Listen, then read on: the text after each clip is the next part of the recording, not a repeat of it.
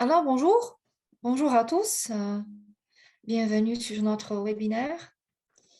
On va justement attendre une petite minute pour que tous puissent se connecter. Bonjour, bonjour à tous. Merci en tout cas de nous rejoindre aujourd'hui.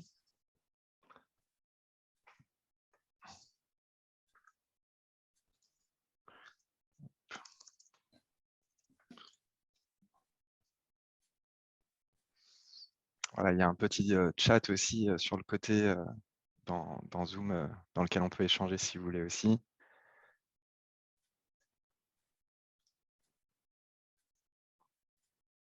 Alors, Johan, je pense qu'on peut commencer justement par une petite présentation de nous-mêmes. Moi, je m'appelle Anna Péliche, je suis responsable du marché français. Il s'agit de vente et mon collègue Johan aussi.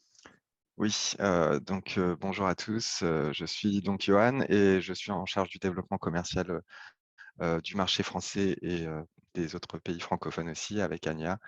Et donc merci de nous rejoindre pour ce webinaire aujourd'hui.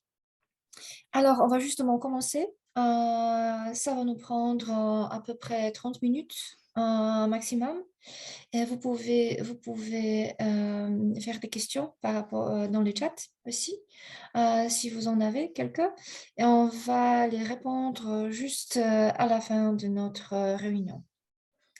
Alors je commence notre réunion maintenant. Alors aujourd'hui, on va discuter comment on peut utiliser le BIM pour développer votre marque et vos produits, justement. Et un, deux, oui. OK. Et on peut dire que le BIM, la technologie BIM, la méthodologie BIM est à la construction, ce que le HTML est aujourd'hui à l'Internet. Alors, nous allons vous répondre à la question que vous apporte le suivi et l'analyse de données en termes de spécification, de l'audience et de la création des campagnes de marketing. Mais il faut qu'on commence par les infos de base. Alors, ce qui est le Building Information Modeling? Alors, le BIM. C'est un processus de construction numérique collaboratif. Alors, chaque projet BIM est basé sur un modèle 3D dont les éléments sont des répliques numériques paramétriques des produits du fabricant. Alors, les objets BIM comme on les appelle. Les données sont collectées dans un environnement de données commun où toutes les informations du projet sont mises à jour et mises à la disposition des parties engagées. Ah, ok, d'accord. Mais où est le fabricant dans tout cela et pourquoi devrions-nous même prêter attention à quelque chose comme le BIM? Ah, ok. BIM vient avec l'information, mais pourquoi cette information est-elle importante? Tant l'ensemble de la technologie BIM que les objets BIM eux-mêmes sont des porteurs de données. Alors, le BIM est le porteur d'informations. Avec les outils disponibles, nous pouvons non seulement voir à quoi ressemblera le bâtiment, mais nous disposons également de toutes les informations paramétriques sur les composants du bâtiment. C'est également extrêmement important du point de vue de l'investisseur, car il disposera d'informations sur l'entretien de l'installation elle-même, même après l'achèvement de sa construction. Cela permet de gagner du temps et de s'engager plus dans le projet. Alors, j'ai déjà mentionné l'objet BIM et je peux refaire ce que j'ai déjà dit, que le BIM est une porte ouverte vers le groupe cible, comme des architectes, des concepteurs, des ingénieurs, des installateurs, alors de tous les professionnels qui font partie du processus de la construction. Le BIM fournit aux ces professionnels les outils nécessaires pour construire mieux, plus rapidement et plus écologiquement. Et des objets BIM prêts à l'emploi avec tous les paramètres simplifient encore l'ensemble du processus. Le temps étant un facteur essentiel dans le travail d'un designer, il recherchera des répliques toutes prêtes de produits qui pourront être achetés ultérieurement. Et donc, dans les BIM, l'architecte reçoit avec l'objet BIM un ensemble complet de données, par exemple, matériaux, couleurs, poids, taille, les méthodes de montage, même les certificats. Il est beaucoup plus facile de cette façon pour l'architecte d'éviter les collisions dans les conceptions et de concevoir plus rapidement. Si les professionnels utilisent votre objet, il y a de fortes chances que votre produit soit acheté lorsqu'il atteindra le stade de la mise en œuvre. Mais nous y reviendrons dans un instant. Alors, s'il s'agit du marketing, passons maintenant à notre arrière-cours marketing et je vais vous expliquer tout de suite ce que le BIM peut avoir à faire avec le marketing et les ventes. Quelle est la fonction habituelle d'un professionnel du marketing ou de vente dans une entreprise de matériaux de construction? Alors, il souhaite s'adresser aux designers et les convaincre de leurs produits, tout simplement, et générer des pistes et de fournir un accès intuitif aux informations sur le produit. C'est assez logique et simple. Et maintenant, les concepteurs ne peuvent pas choisir le produit s'ils ne connaissent pas tout à fait votre marque. La bataille pour attirer l'attention des clients est assez féroce. Nous savons également, grâce à nos recherches et nos données, que les architectes préfèrent rechercher de nouveaux produits, notamment sur Internet. Mais cela n'aide pas que l'Internet soit déjà bombardé des messages des fabricants sous tous les angles possibles, bien sûr. Et si vous pouviez vous rendre dans le lieu qu'un architecte ou professionnel utilise pour son travail quotidien et présenter votre gamme de produits, comme celui-ci, cela est possible sur des plateformes numériques qui sont des bases de données d'objets BIM. Alors, lorsque un professionnel cherche une porte pour un projet, le concepteur filtre les objets par catégorie et fait défiler la photo pour sélectionner la bonne. Il ne connaissait peut-être pas la marque auparavant, mais en voyant un superbe objet BIM et les possibilités offertes par la porte de la société quelconque, il se souvient immédiatement de son logo. C'est une action subconsciente. Bien sûr, vous pouvez promouvoir vos produits de diverses manières, mais y a-t-il quelque chose de plus efficace que simplement d'apparaître dans un lieu où sont réunis des architectes du monde entier? C'est assez aussi important. Alors, la technologie elle-même, la technologie de BIM et l'utilisation d'outils numériques sont de plus en plus populaires dans le monde entier. Cela signifie que nous verrons bientôt un afflux d'architectes et tous les autres professionnels à la recherche d'un endroit où ils peuvent trouver des objets BIM, des fabricants spécifiques, où ils peuvent utiliser leurs produits dans leurs projets. Alors, de plus en plus, aussi, le gouvernement rend également obligatoire l'utilisation de la technologie BIM dans la construction ou dans les marchés publics. En France aussi, il est de plus en plus courant d'entendre parler de l'utilisation de la BIM dans nos projets nationaux. Quelques exemples les plus populaires et les plus importants sont la Philharmonie de Paris ou encore le tribunal de grande instance de Paris. Alors, la portée est sans aucun doute l'une des mesures les plus importantes pour comprendre votre marque et la notoriété de vos produits. Et comment intégrer la technologie BIM dans les matrices marketing en mettant les objets BIM à la disposition justement des architectes. Vous pouvez le faire de deux manières. Alors, soit le rendre disponible sur votre site web ou partager dans une base de données avec des objets BIM. Mais quelle est la différence? Pour les architectes, le temps est un facteur essentiel. Aussi, la recherche sur le site web du fabricant est-elle moins agréable, surtout s'il n'est pas particulièrement intuitive. En mettant vos produits à la disposition dans une base de données publique, telle que par exemple BIMobject, vous les rendez accessibles à plus de 2 millions d'utilisateurs enregistrés, dont les architectes, les concepteurs, les ingénieurs, etc., sont présents. Et ils peuvent justement les télécharger librement et gratuitement. C'est comme chercher une musique ou un film. Lorsque vous cherchez de la musique, vous allez sur Spotify. Quand vous cherchez un film, vous allez peut-être sur Netflix. Un architecte à la recherche d'objets prêts à l'emploi se dirige vers une plateforme numérique. Là, il a tout rassemblé à un seul endroit. Et je laisse mon parole à Johan maintenant pour qu'il puisse faire sa partie maintenant. Oui, merci Anya. Donc, pour prendre la suite, justement, on va parler justement quand on est dans une perspective BIM, euh, justement, l'indicateur de base de l'intérêt réel pour un produit, en fait, c'est le téléchargement d'un objet BIM. Les données relatives à l'utilisateur qui a téléchargé notre fichier, elles atterrissent dans l'outil d'analyse BIM Object Insight. Et à partir de ce moment-là, en fait, on sait qu'un professionnel a décidé de travailler avec notre produit. Donc, dès ce moment-là, en fait, on va voir ce qu'on peut faire avec cette information pour convaincre ce professionnel d'inclure nos produits dans ses projets. Donc, on peut faire deux choses. On peut soit le contacter directement pour échanger avec lui dans le but de travailler justement sur ces projets en cours et ceux qui vont suivre, ou sinon promouvoir notre catalogue justement sur, par exemple, BIMobject pour interagir avec lui et aussi surtout l'engager avec nos produits et avec nos actualités.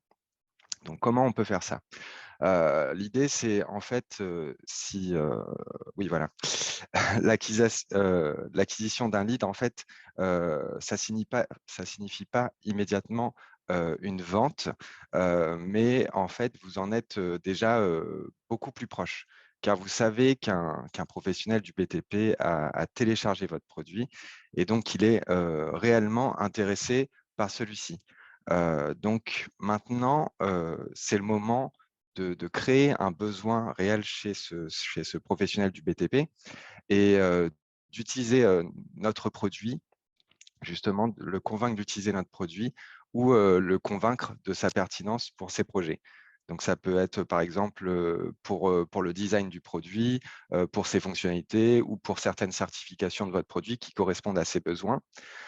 Pour cela, on a deux outils justement qui vont booster le rayonnement de vos produits.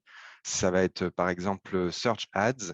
C'est un peu comme Google AdWords qui va placer votre produit en haut des recherches et donc qui va offrir une meilleure visibilité et plus de téléchargement à votre produit ou à votre catalogue. Comme exemple, on peut citer la marque Velux qui, elle, dès le premier jour de mise en avant de sa campagne Search Ads, a constaté une augmentation c'est un beau chiffre, de 870% des téléchargements du produit concerné justement par cette campagne-là. Le deuxième outil, c'est l'envoi de campagnes d'emailing personnalisées auprès de cette audience-là, justement, qui permettent aux fabricants d'assurer leur rayonnement et d'interagir avec leur public cible qui est intéressé, que ce soit par le produit ou par la marque. Alors, donc, pour faire suite à ça, on peut désormais réfléchir ensemble à une autre activité de communication qui génère des coûts assez importants pour l'acquisition d'un client potentiel, c'est les salons professionnels. Donc, les salons, en fait, ça consomme une grande partie du budget et aussi des ressources internes pour leur préparation. Par exemple, il y a le coût du stand d'exposition, l'hébergement du personnel, le coût d'envoi du matériel et aussi la promotion de votre présence. Comparé au salon, est-ce que le BIM, par exemple, peut être un investissement rentable? Donc, on voit bien que les outils numériques aujourd'hui, ils offrent de nombreux avantages.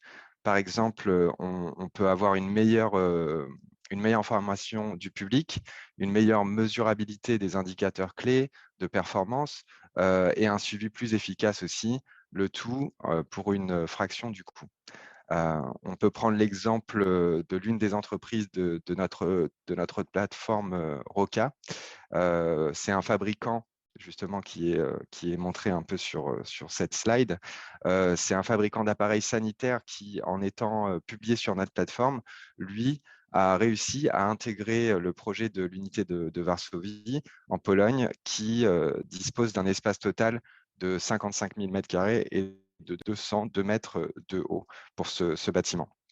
Et justement, lorsque les constructeurs de l'unité de Varsovie ont utilisé la plateforme BIMobject, ils savaient qu'ils allaient obtenir des produits et des données sur ces produits-là actualisés et de grande qualité qui allaient leur permettre justement d'avancer le mieux possible sur ce projet et donc de mieux le maîtriser. Maintenant, donc, c'est le sujet de la durée du cycle de vente, qui est l'une des mesures les plus problématiques, on va dire, ou les plus importantes pour les spécialistes du marketing et des ventes.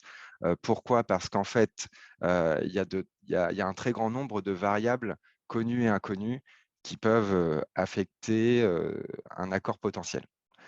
Les concepteurs, de leur côté, ils ont des délais à respecter et des clients dont ils doivent satisfaire les besoins.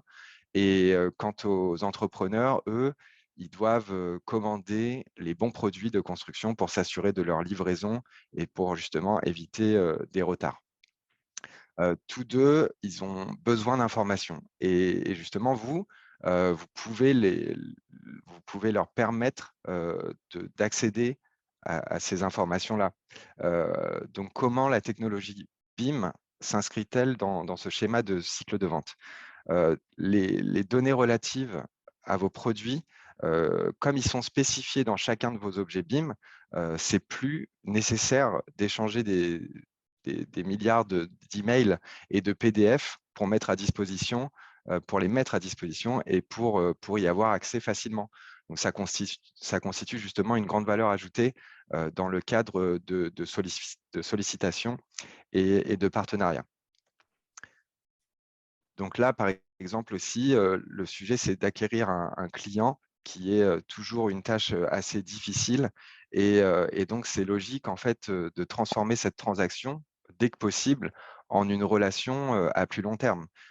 Et dans ce sens, la technologie BIM, justement, elle sert non seulement à acquérir, mais aussi à conserver des clients.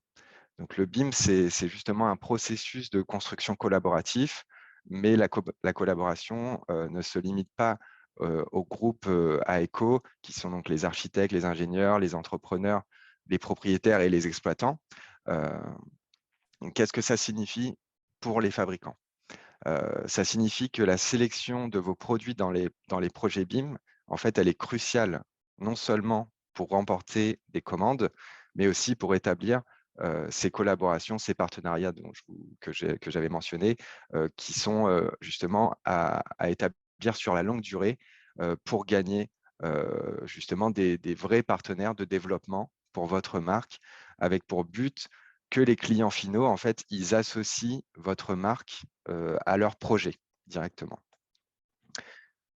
Pour finir, on peut regarder ensemble justement cette courbe de croissance et d'utilisation du BIM par les architectes européens, en fait, qui montre qu'il y a une augmentation chaque année sur le BIM.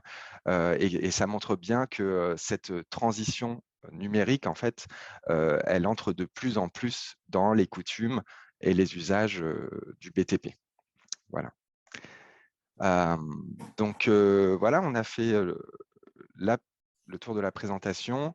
Là, on peut voir un peu la plateforme BIMobject si vous n'êtes pas rendu dessus pour l'instant. Anya, je te repasse le relais pour la suite. Oui, merci, merci. Alors, je vous invite d'aller sur notre portal, de trouver les produits, de trouver les matériaux et de visiter businessbimobject.com. pour plus d'informations, notamment les matériaux concernant l'adoption du BIM partout dans le monde, ou comment les autres de nos clients gèrent le BIM chez eux et comment ça donne la valeur pour leur business.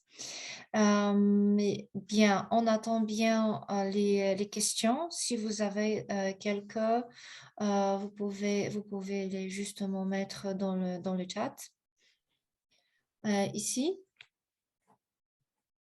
Et s'il s'agit de notre coordonnée, vous voyez ici, c'est Johan et moi. Si vous avez des questions ou vous voulez avoir un démo plus personnalisé, vous pouvez nous contacter directement, moi et Johan, ou visiter notre site business beamobject.com. D'accord. Alors, je rajoute les adresses mail dans la discussion, dans laquelle justement vous pouvez aussi nous poser vos questions si vous en avez aujourd'hui, Oui, bien sûr. ou si vous avez des commentaires sur la présentation ou des slides qui vous ont intéressé, n'hésitez pas aussi. Mhm. Alors, justement pour un petit commentaire à ce qu'on a dit, euh, nous, chez nous, on raconte les données. Alors, on rassemble ce que les professionnels ils font sur notre plateforme. Et si vous êtes intéressé, quels produits sont les plus populaires parmi les professionnels, je peux vous dire que maintenant, ce sont les fournitures, alors le meuble, puis les sanitaires, les portes, éclairage et les cuisines aussi. Alors, on a une question, la conception BIM concerne-t-elle principalement les travaux publics? Oui et non. Alors, on a beaucoup de professionnels qui utilisent les objets pour les projets de travaux publics, mais il y en a aussi assez beaucoup de professionnels qui l'utilisent pour les projets privés. Alors, ça dépend justement de professionnels, à quoi ils veulent l'utiliser. Et ça, c'est aussi en fonction de changements pas le changement, mais l'adoption du BIM sur chaque pays s'il s'agit de travaux publics. Alors, si on a un pays où le BIM est obligatoire pour les travaux publics, oui, ils vont l'utiliser justement plus dans les travaux publics. Mais sinon, ils vont partager le marché de téléchargement et de l'utilisation des objets BIM parmi les deux. Alors, merci pour cette question. Et est-ce qu'il y a d'autres pour nous? Sinon, de rien. De rien. S'il y a d'autres questions, vous pouvez le mettre dans le chat maintenant. Sinon, je pense qu'on peut justement finir ici pour prendre pas plus de temps, de votre temps. Et si vous avez d'autres questions, vous pouvez toujours nous contacter sur des adresses email. Ok, Lucia, comment se positionne la France en termes d'adoption par rapport à d'autres pays européens? Alors, la France a adopté de nouvelles réglementations s'il s'agit du BIM début de cette année. Et ce sont les règlements concernant l'adoption environnementale. Alors, elle s'approche plus à l'adoption plus ou moins comment on dit, obligatoire du BIM, mais pour aujourd'hui, ce n'est pas obligatoire, c'est justement les réglementations environnementales qui vont aider à adopter le BIM sur les projets. N'est-ce pas, Yann? Oui, voilà, c'est ça, c'est la RE 2020, par exemple, qui va pousser les professionnels à suivre, à répondre aux réglementations, à cette réglementation-là. Et justement, le BIM optimise, par exemple, ce genre de réponse-là pour eux, ce genre de problématique. Et puis, c'est vrai que la France, quand même, sur notre plateforme, c'est un des pays d'Europe qui télécharge le plus de fichiers sur la plateforme. Donc, la France est quand même très bien positionnée, même si bien sûr, vu que ce n'est pas obligatoire pour l'instant à tous les niveaux, la transition, voilà, se fait petit à petit, heu, en France et aussi, justement est tirée vers le haut par d'autres pays d'Europe et dans le monde par ce qui se fait, ailleurs. Oui, si vous êtes intéressé sur l'adoption du BIM de chaque pays, sur notre site business.bimobject.com, on a le matériau qui décrivent ce sujet-là. On peut le partager avec vous. Si vous en avez besoin, contactez-nous sur notre adresse email. On peut vous envoyer le link le lien vers ce document-là. Alors, quels sont les produits les plus téléchargés demandés par les concepteurs? Alors, j'ai déjà dit que sont notamment le meuble, le sanitaire, les portes, les fenêtres, l'éclairage, les cuisines et les matériaux de construction, justement. On a à peu près 8 millions de téléchargements de fournitures chaque année. Puis, ce sont les sanitaires et les portes de 4 ou 3 millions de téléchargements chaque année. Et assez populaire, pas assez, mais très populaire, ce sont les portes, les fenêtres, notamment pour faire les projets aussi. Si vous avez besoin de chiffres exacts, encore une fois, contactez-nous sur notre adresse email. On peut vous fournir ces données très détaillées. Voilà, et Mais là, on va en alléger. j'ai rajouté dans la discussion, voilà, le site business qui donc s'adresse aux professionnels pour comprendre un peu mieux notre offre et par exemple retrouver des articles sur des retours d'expérience autour du BIM de fabricants, par exemple. Et puis le site bimobject.com qui est donc, lui, la plateforme destinée aux utilisateurs, donc architectes, bureaux d'études, designers d'intérieur, où ils peuvent trouver justement des produits et des produits aussi qui vont les inspirer pour leurs projets. Oui, bien sûr. Alors, il nous reste encore 2 minutes. Est-ce qu'il y a d'autres questions?